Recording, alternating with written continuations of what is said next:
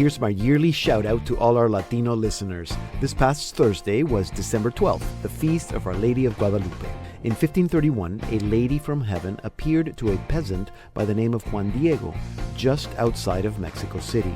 She said to him, "Know for certain that I am the perfect and perpetual Virgin Mary, Mother of the true God," and instructed him to have the bishop build a temple on the site. Juan Diego was not too sure about this, and Mary said to him, "Don't be afraid. Am I not here? Am I not your mother?"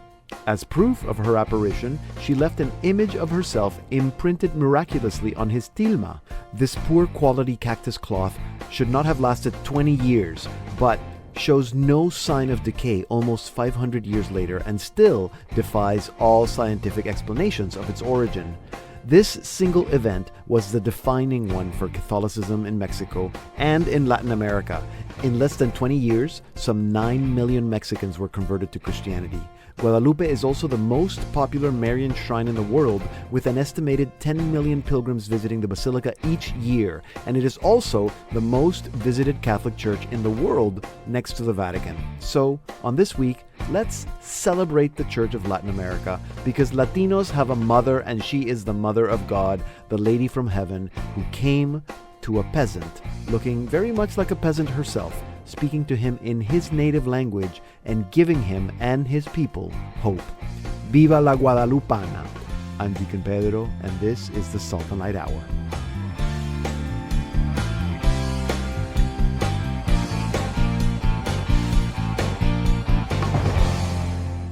Hello and welcome to an all-new Salt and Light Hour. I'm Deacon Pedro, and sitting here with me today is Jermaine Bagnall. Jermaine. Hello. Hello. How is the beginning of the Advent season? I was going to ask you the same question. The beginning of Advent season. Good. I realized maybe last week, I realized that one of the things I like about Advent is that all of a sudden, like all of the readings, and if you're doing like the liturgy of the hours, morning and evening prayer, it's like everything is just like zooms in. It's like, come Lord Jesus. It's like, come Messiah, come. It's like the come. So I'm liking that. So far, I'm liking that. Oh, that's great. That is great. How's it going for you? Enjoying it. My wife and I have moved, so we're at a new church, and just kind of enjoying this new community that we're building, and just kind of really taking the Advent season in stride. Okay, well, that's good. So Advent, new beginnings. Sometimes we think Easter is new beginnings, but Advent, I suppose, could be new beginnings too. That's a good way, good way to look at Advent. Jermaine, today we're going to be joined by Marie-Claude Lalonde of Aid to the Church in Need. She's going to be telling us about every year they have a Christmas campaign. Yes, the Red Mass, the Red Mass is for persecuted Christians, and that happened in November. But they have a campaign specifically focusing on a particular country or a particular crisis. And this year, she wants to tell us about a situation in Burkina Faso, because that's where their Christmas campaign is focusing on that country. I'm not going to go as far as saying that I've never heard of Burkina Faso. I'm not entirely sure I know exactly where it is. So it'll be good to learn a little bit about that country and to find out what's happening there and how we can help the Christians in that country. So that's in about 5 minutes. Where God Helps with Marie-Claude Lalonde from Aid to the Church in Need. And then Jermaine, you have 2 books for us. I do. As per usual, one for the children and one for adults. And the one for adults is a twist on a very well-known epic poem. And I'll just leave it at that. Okay. Epic poems. All right. Okay. So everybody's brains, the wheels are spinning. What's an epic poem? Okay. So looking forward to that. Book ends with Jermaine in about 15 minutes. And then, so Jermaine, I'm sure you probably have heard of Henri Nouwen, Dutch writer, a theologian, spiritual thinker. And the reason why in Canada, a lot of us know him because he lived, even though he was Dutch, he lived in Canada because he lived with the L'Arche community, the L'Arche, Oh. which is a community for people with adults with intellectual disabilities. And he, Oh, yes. Okay, now it's coming together. I'm like, why do I know yes, this you know the name? name. Yeah. So Yeah. he lived at L'Arche Daybreak in Richmond Hill, Ontario.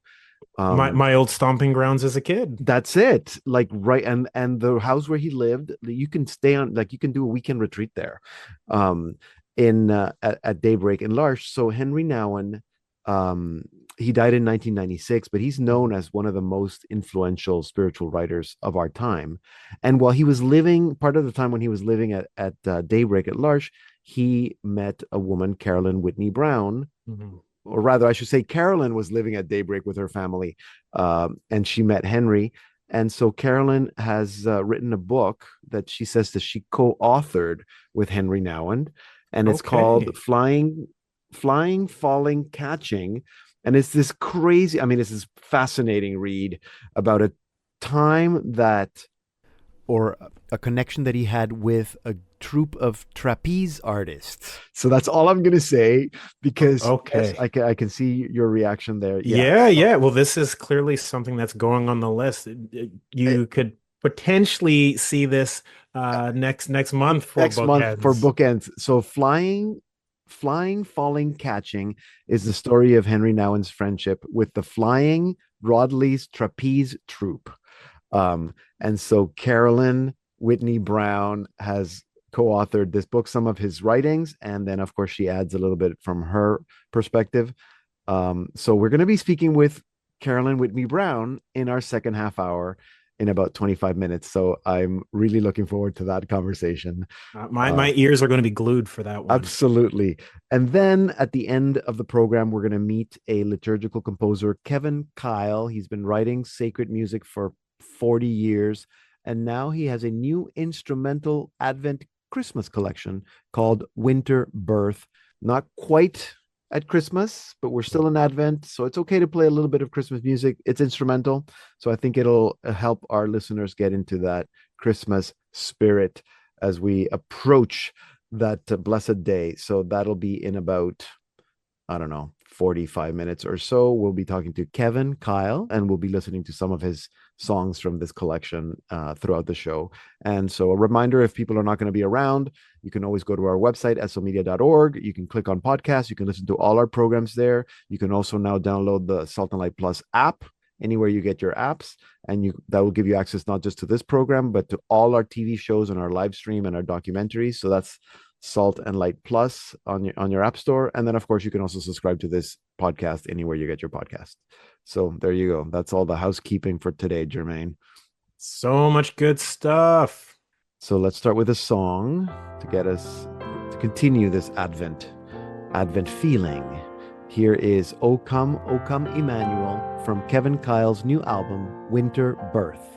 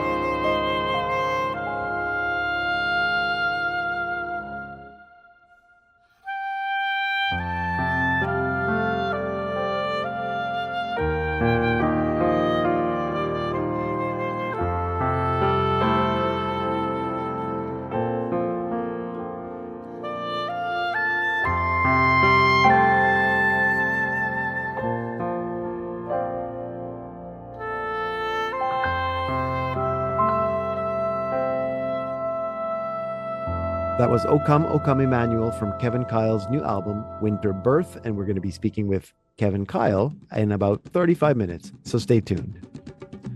And now it's time for Where God Helps with Marie-Claude Lalonde from Aid to the Church in Need Canada. Marie-Claude, welcome back to the program. It's good to see you. Thank you. Good to see you too. So you have news from Burkina Faso that I'm sure most of our listeners have not heard about. Yes, actually, Burkina Faso is going through a very rough period. There's a lot of violence over there. And as you said, nobody talks about it. It's a forgotten situation. Just to give you an idea, in August and October, there were over 500 dead in Burkina Faso because of violence. And it's very sad because it's a beautiful story in Burkina Faso. Muslims and Christians used to get along so well, but now you have these extremists, and they're the one causing the violence. So everyday people are not part of the problem. It's just some groups, who are violent with the population. And these are groups that are rebelling against the government? Like, is it a political or is it a religious? Are these, not to say that they are Muslim terrorists, but is it fueled by faith or religion? It's always difficult to know, but Yeah. in Burkina Faso, they have an interesting soil with natural resources. That could Okay. also be Yes, of the course. reason behind it. But what we see is extremism, and not the real reason. What I mean is the facade is religious, Right. and the rest we're not so sure. Yeah, exactly. Quite often it's politically and financially motivated. So Western Africa, because that's very similar that other countries in Africa have similar situations because of the natural resources. You said that the Muslims and the Christians used to get along well and live amicably up until about 10 years ago. Exactly. What is the percentage of Muslims versus Christians? You have 55% Muslims and 25% Christians. Okay.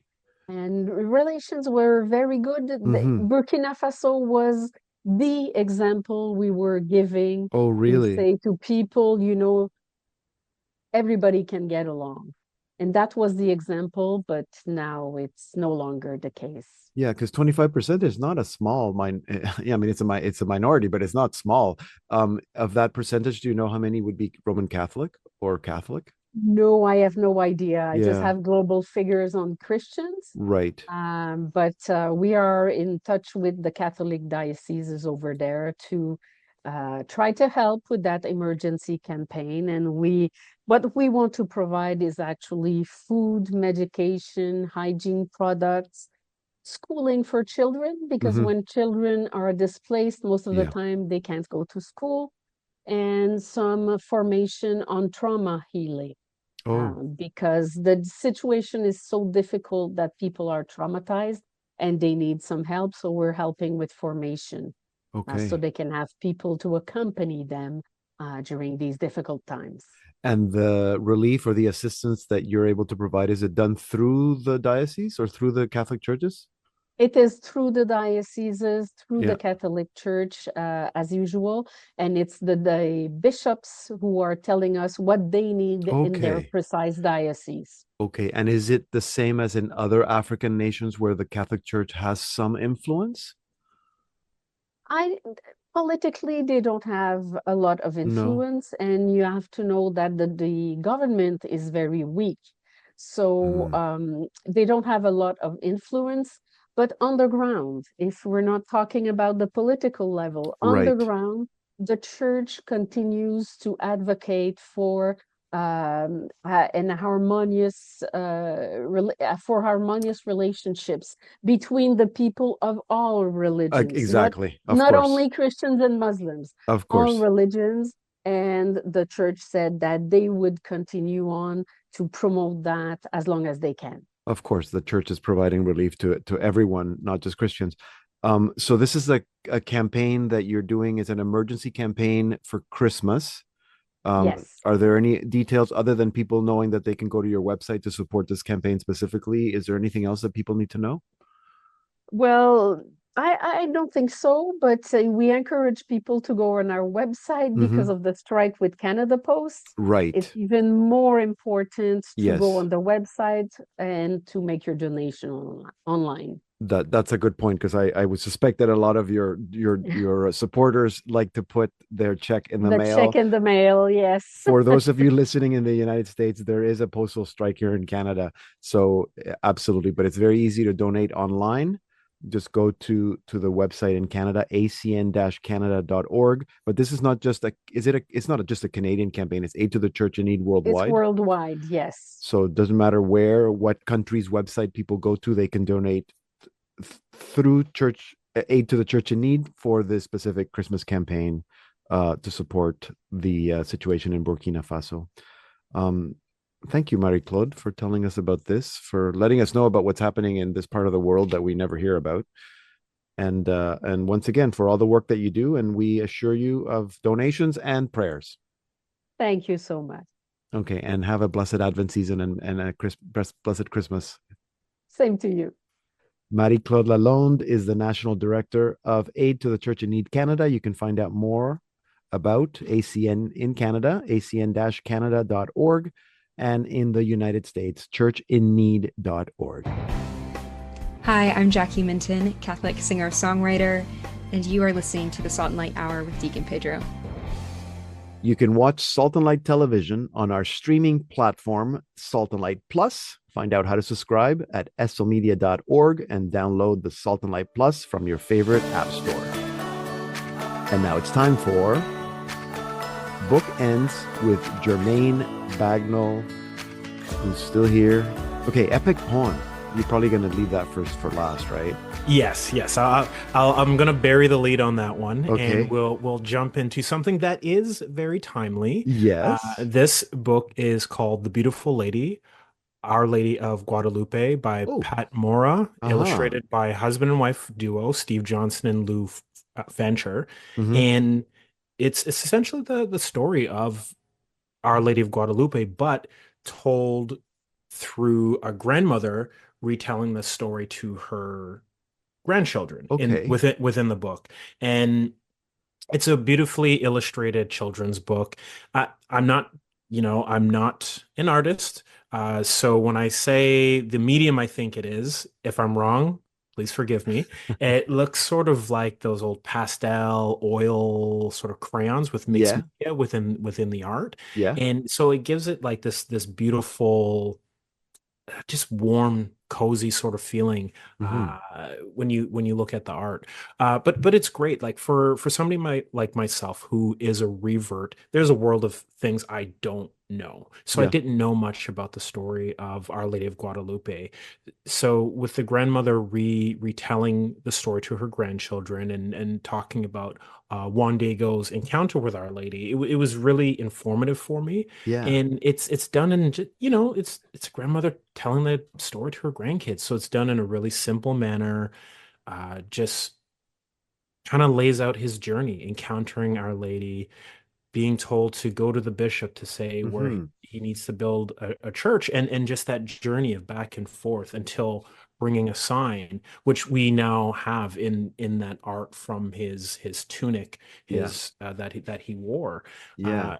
Yeah, so it's really simple retelling. It's not like they're reimagining it or anything like that, because you don't need to. It's Mhm. just the straightforward tale, a great way to teach children about Marian apparitions Yeah. for reverts like myself, who just simply didn't know about it. So it's simple, it's beautiful, it's cute, and it's really helpful because isn't Our Lady's feast day just around the corner?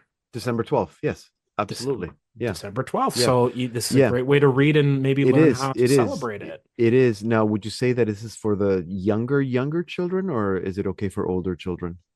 I would say it's for younger children, Mhm. but I could also see how it could become a family tradition as a child gets Oh, older. nice. That's a good Just idea. yeah, just kind of a reminder of what Our Lady represents and how it can be celebrated, like the importance of the rose, and Right. and within the book they're baking cookies and making these little flowers, so it just shows, hey, maybe Right. this is a way that What a great the idea. faith Yeah. can kind of be Yeah. incorporated. I like that. And I like the and I'm sure that there's something in the story about that relationship between the grandmother and the grandchildren. So that's a great way to tell the story. The Beautiful Lady, Our Lady of Guadalupe by Pat Mora, illustrated by Steve Johnson and Lou Fancher. Okay. Epic novel. You're keeping me Epic here in suspense. novel. Okay, so we are all familiar with the Divine Comedy by Dante Alighieri. Yeah. So I am currently reading that, but we've all heard about it. There's tons of things that are written about it. So what can I cover in a couple of minutes of the Divine Comedy? Yeah, you got 2 minutes. That's it. There we go. So a hard pivot towards a recently released graphic novel adaptation of Dante's Inferno, Oh, done by French brothers Paul and Gaëtan Brizy.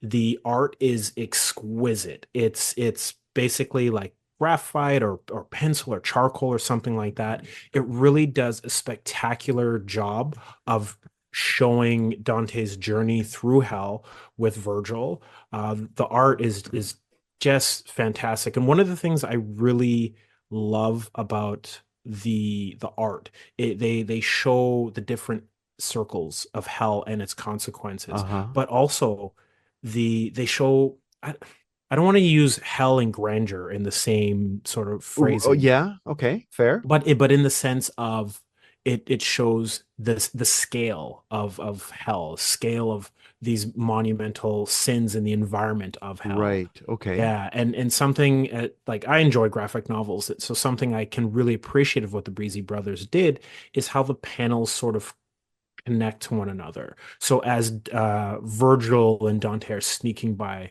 the Minotaur going towards this broken gate, a few panels later, if you look sort of in the little bit in the distance in the background of the art, you see the gate that they have traversed through, and Right. it leads them down into something new. So the art is just absolutely stunning. And these gentlemen, these brothers, super talented. They have done other graphic novels, but also they've done art direction for a lot of like Disney movies and independent movies.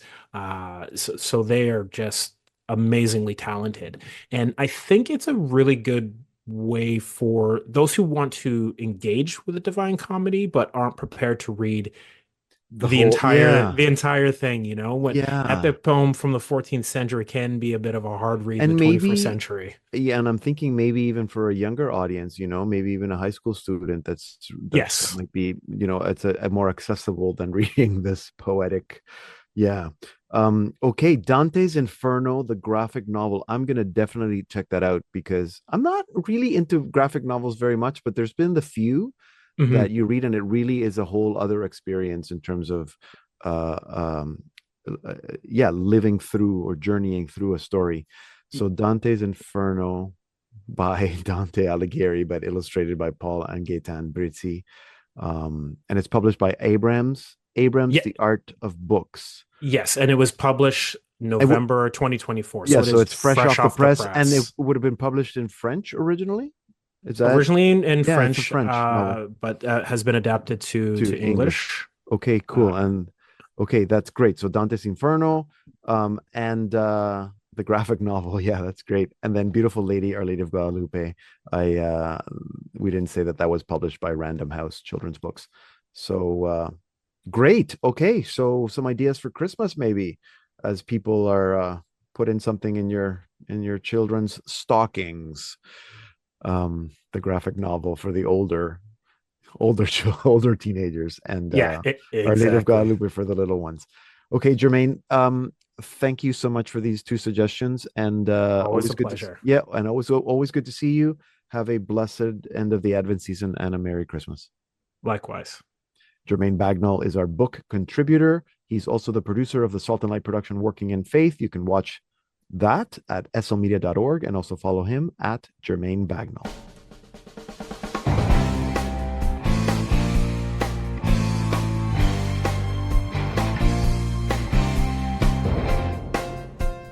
Coming up in our second half hour, remembering Henri Nouwen, and we meet liturgical composer Kevin Keil. So stay tuned.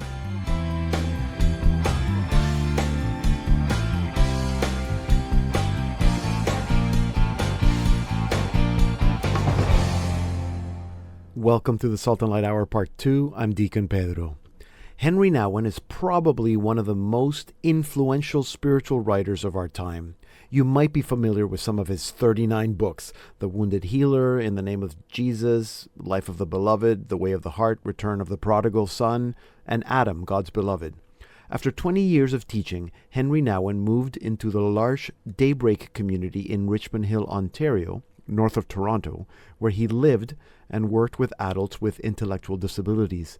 That's where Carolyn Whitney-Brown met him while she was living there with her family. Henri Nouwen died in 1996, but he left one last manuscript, which Carolyn has taken and finished under the title Flying, Falling, Catching, An Unlikely Story of Finding Freedom. It tells the exhilarating true story of Henri's friendship with the Flying Rodlei's Trapeze troupe.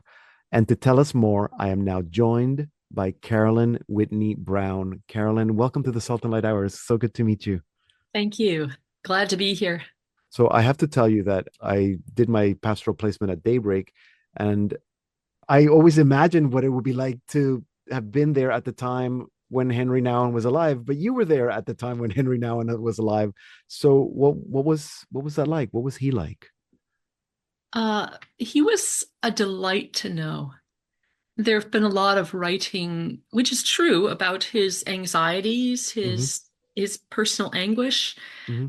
And one of the things this book really brought back to me was how much fun Henri was, how much he loved to dance at parties. He loved people. He had just a sweet, sweet energy about him. And I was thinking about Advent, when we're told to be awake. And I've been thinking this week, what do I want to say about Henri? And I realized something I've never actually put words around before, is that I think Henri was one of the most awake people I've ever known. Oh, wow.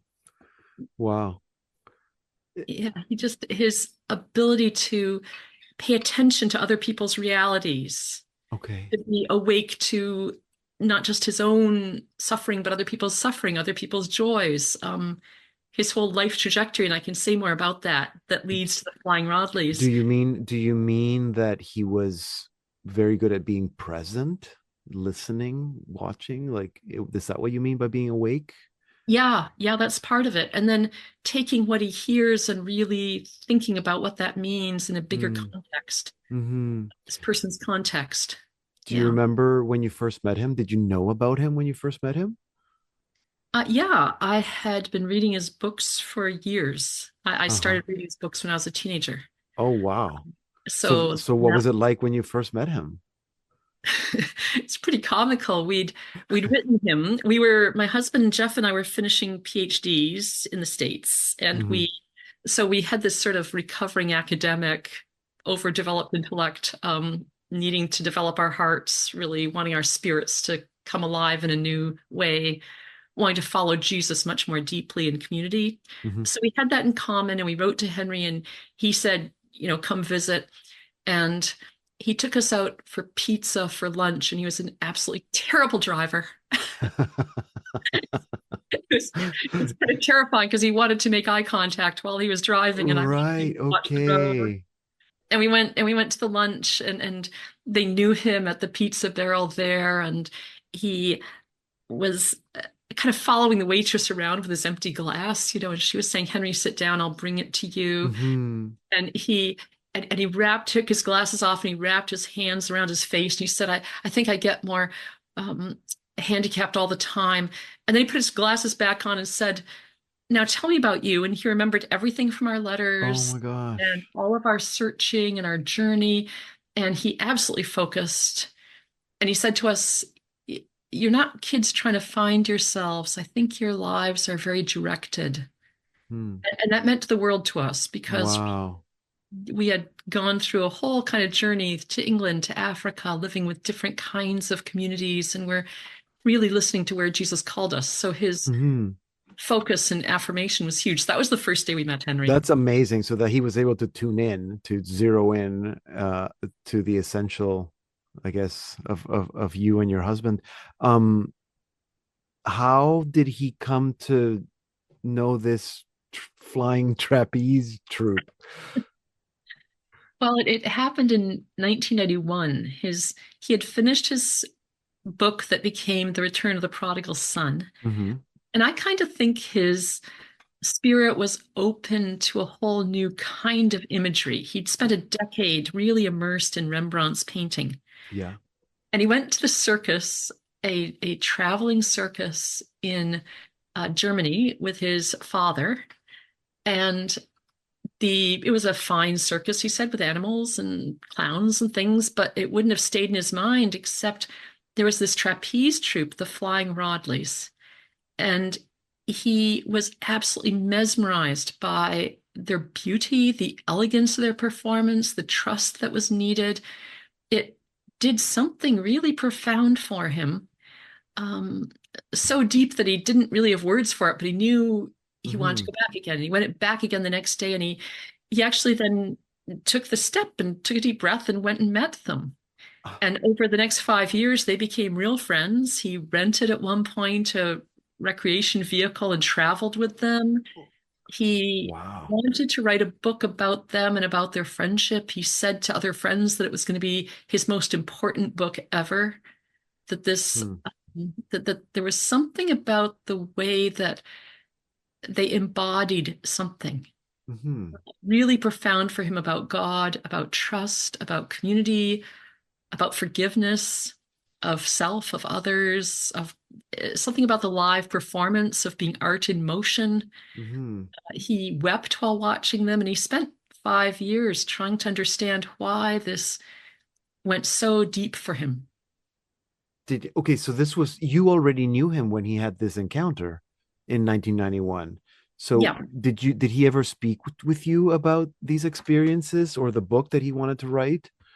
Well, yeah, I've got to be honest, we didn't take it very seriously at L'Arche. I don't think, or a lot of us didn't anyway. It seemed hilarious that Henry's latest obsession was a trapeze. Right, yes. And we did, his 60th birthday party, we put up big banners of, trapeze troops and things hanging in the ceiling and all. And we thought it was both really funny and rather frightening to think of him cruising around the back roads of Germany at night with a convoy of trapeze caravans. But he was also, as I say, a terrible driver. So people thought this was really comical. Now, do you know if he actually ever tried any of the trapezing? Yeah. Or are the exercises that they would do? Oh yeah, it's what a great scene. He climbed up onto the pedestal at one of their practices. They said, "Okay, Henry, come try this." And Henry, for a guy who was anxious about a lot of things, was also quite fearless about trying things and really getting on the inside of stuff. So he climbed right up, and there's actually video of it. And really lousy handheld video, but you can see it on video. And climbs up, they hand him the trapeze, he's got a harness on with ropes, and then Rodley, the head of the Flying Rodleys, Rodley Stevens is his name, literally grabs him around the waist and throws him off the pedestal, and he swings back and forth, and he drops into the net, and then you can hear everyone laughing and applauding, and he tries walking in the net and he's just lying there laughing. It's the most beautiful thing. And it also, I found it really moving because there's so much discussion of how dangerous it is to put people on pedestals. Yeah. This totally changes my mental image of a pedestal. A pedestal is not a place to be alone. It's not a place to stay. A pedestal is you climb up with your friends. And if you might get stuck on the pedestal, your friends will pick you up and throw you off.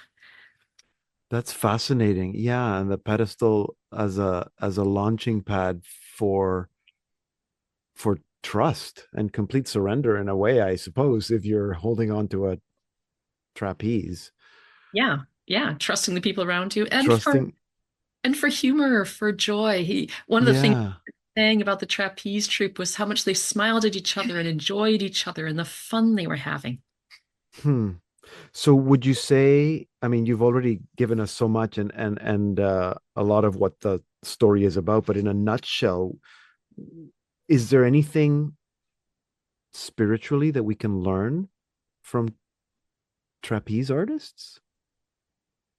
Yeah, yeah, so much, so much. Henry, through this book, he wrestles with all the different levels at which this speaks to him. And I should say about the book that I wanted Henry's words to be Hmm. Henry's words. So it's actually in two typefaces, Okay. framed by me telling the story in my typeface, because there wasn't really a full manuscript. It wasn't a book. There were fragments and experiments and bits and pieces. And Hmm. I tried to reconstruct something of why he loved them and why he got to where he did. So the book, yes, in two typefaces. My voice and Henry's are very distinct. Hmm.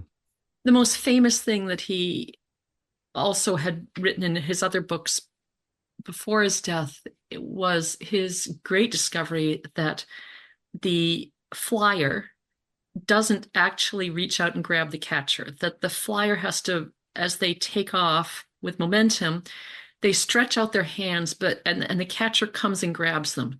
Hmm. And if the flyer tries to grab the catcher, it could break both their wrists. It would be really Right. dangerous. That the flyer has to just fly and reach out and And trust, trust. and the catcher will grab them. And for him, that was a huge spiritual thing. It talks about our Yes. the moment of our death. It talks about in our life. It talks about, but also about people, our relationships with each other, that we, Hmm. at points, we just have to trust. And Hmm. sometimes the catcher has to let its the flyer fall into the net. It's the safest thing sometimes to not try to grab them, to realize this won't go and let them fall and know they'll be safe. There's just so many layers of looking after each other in this. So the kinds of ways that that imagery spoke to him about how in the motion of our lives and the momentum of our lives, we look after each other, Hmm. that we're not in it alone, that we can't do it alone, that nobody flies alone. Absolutely. No, this is fascinating, Carolyn. What a privilege for you to have met him and journeyed with him and been his friend and to be able to help him finish telling that story that he wanted to tell so much. So thank you. Thank you for for sharing it with us, not just through the book, but with us today. It's been great meeting you. Thank you. Great. Thank you. It's a joy. I love talking about Henry. Thank you. Carolyn Whitney-Brown is an artist, professor, and author. Her latest novel, co-authored with Henri Nouwen, is Flying, Falling, Catching, an unlikely story of finding freedom. It is now on paperback, and it's published by HarperCollins. Here now is Carol of the Bells from Kevin Keil's new album, Winter Birth.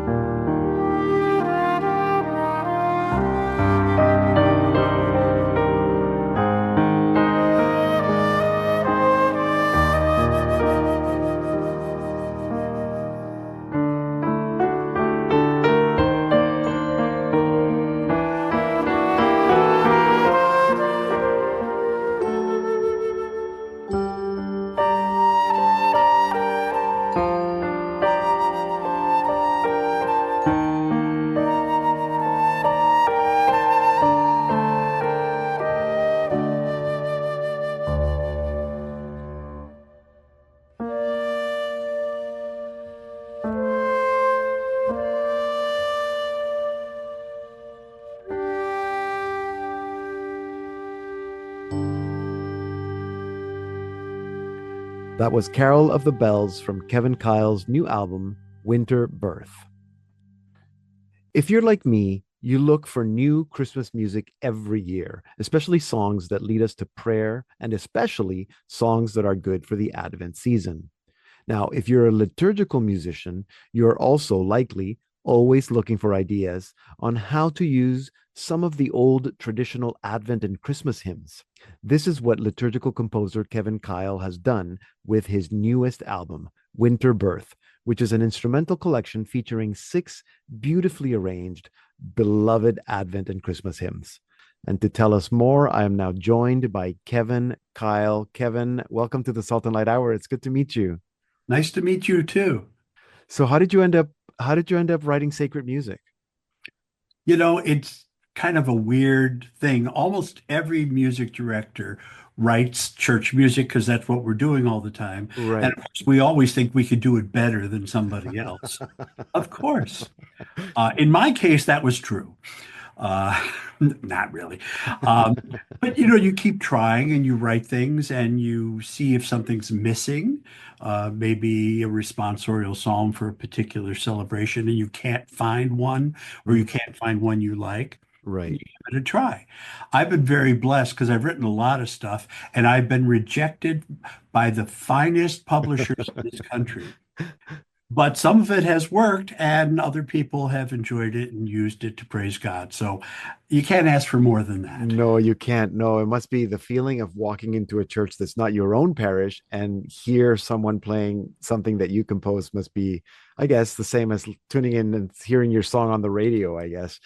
It is very thrilling when you hear somebody else doing your music. Yes, yes. Now, obviously you're a musician, you studied music. I know you play the organ, and I'm always like hats off to anybody who can play the organ. So were you doing that first and you went into liturgical music in that sense, and then the composing came after, is what you're saying? Sort of. Yeah. The journey has been interesting. I started piano lessons when I was 5. Yeah. And when I got to be in high school, I had entered the seminary, high school seminary. Okay. Yes. It was a big thing back in my day. Mm-hmm. Yes. And but we were home on the weekends, and my pastor came up to me one weekend and said, "Kevin, I know you play piano, so you must be able to play organ. You start next Sunday." And so, having never really touched an organ, I went from that to playing 4 masses every Sunday from that point on. Uh-huh. And for me, it was enjoyable, but I never thought that it would be my life's calling. Right. I had studied and planned on being a music teacher, but all during that time, I was working in parishes as music director or a choir director or a variety of different things. And at some point, I realized that this wasn't a job.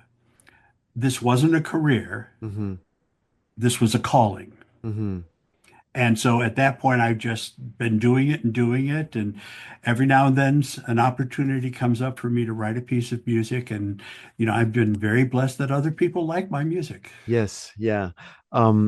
So when it comes to, I know, because Winter Birth is an album that just came out, but you've done similar albums in the past. The Yes. Glory of These 40 Days, Lenten Hymns, and even King of Love, which is kind of more for general use. But the idea seems to me to be very interesting, that you're providing other liturgical musicians ideas as to how they can be more creative with some of these traditional hymns. So would you say that that's your main purpose, or is this an album that because I want to just put it on my CD player and listen to it at home? Well, most of these pieces that I've written for people in my own music ministry. Okay. So I may have a flute player or a violinist, Okay. and I want to do something special with them.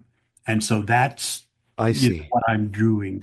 And I don't like things that sound like somebody is just playing a song and somebody is just playing the melody along with them. I Mm-hmm. find that very Yeah, boring. Mm-hmm.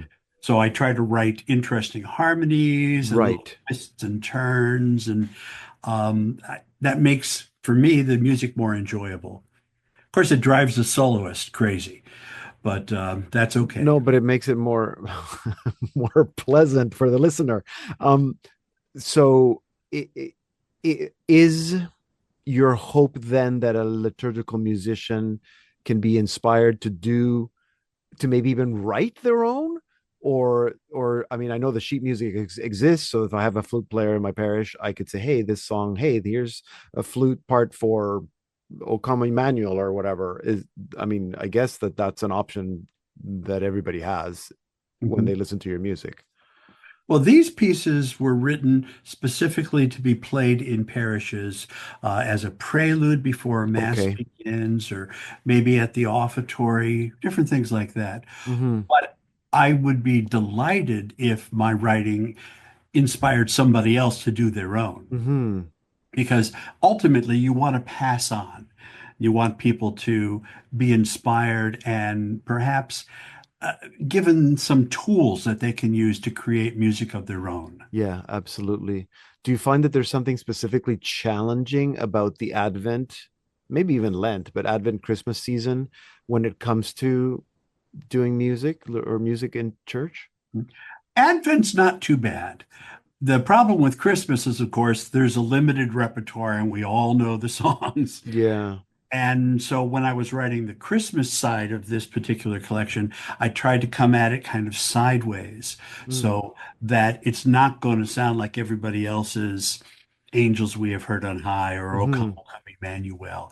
It will have a unique sound that I like to think is my own. Hmm. Do you have any advice then for that liturgical musician that's listening right now, thinking, "Oh, I don't know what to do. I'm so tired of O come Emmanuel, and O come Divine Messiah." What's your advice for them?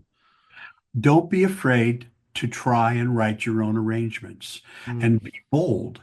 Don't think that something you're writing just sounds too weird or too different from other arrangements. There's no reason why you can't try. Also, the other thing I always tell people is be careful, because when you write music, you fall in love with that piece of music Mm. like you would for a child. Yeah. And not everybody's going to love your child like you love your child.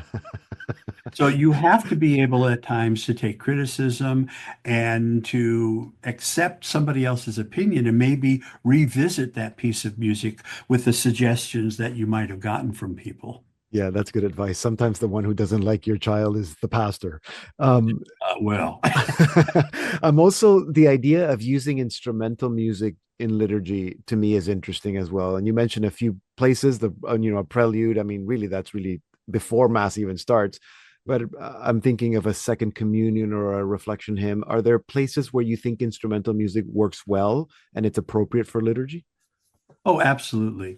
As I mentioned, the prelude before the mass Hmm. begins, so you can kind of create an atmosphere for everybody to get into the worship experience. Right, I like to do things at the preparation of the gifts instead of singing a song sometimes. right, right, That's a very quiet time, and people, if you're not singing a song, can actually kind of enter into what's going on the altar, the gifts, and right.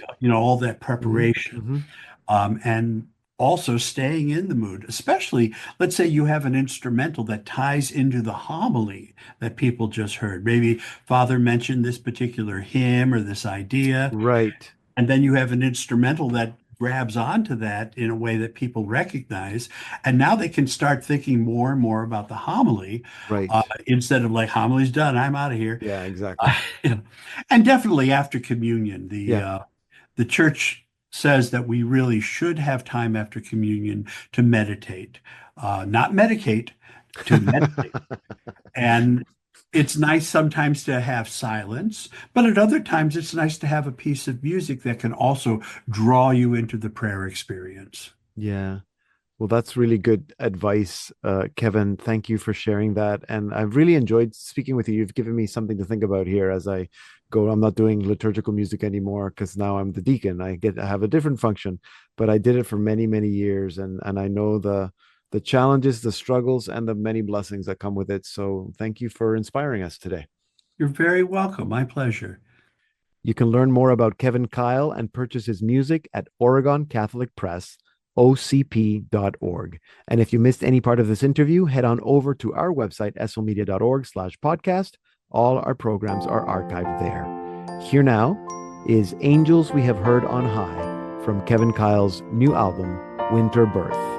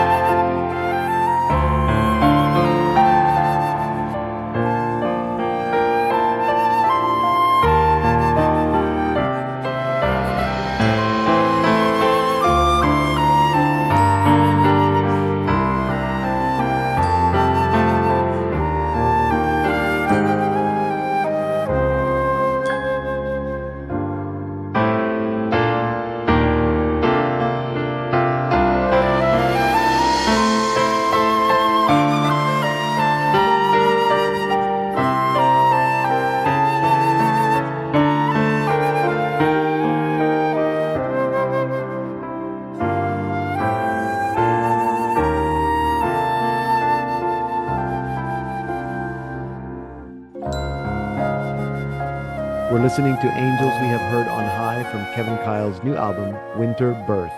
And that will take us to the end of the program today. Listen to the full program on our website, slmedia.org, or subscribe to the Salt and Light Hour Catholic podcast anywhere you get your podcasts. You can also now listen to the Salt and Light Hour on the new Salt and Light Plus app, where you can also watch Salt and Light TV and all our videos and documentaries. It's an easy download from your favorite app store. This week, let's continue to pray for peace in Ukraine and peace in the Holy Land. We also pray for Burkina Faso and the people in Burkina Faso. They need peace too. We pray for all those who need to let go, even when they're afraid of falling. And I pray that you have a blessed end of Advent and a most blessed and holy Christmas season. I'm Deacon Pedro, and this has been the Salt and Light Hour.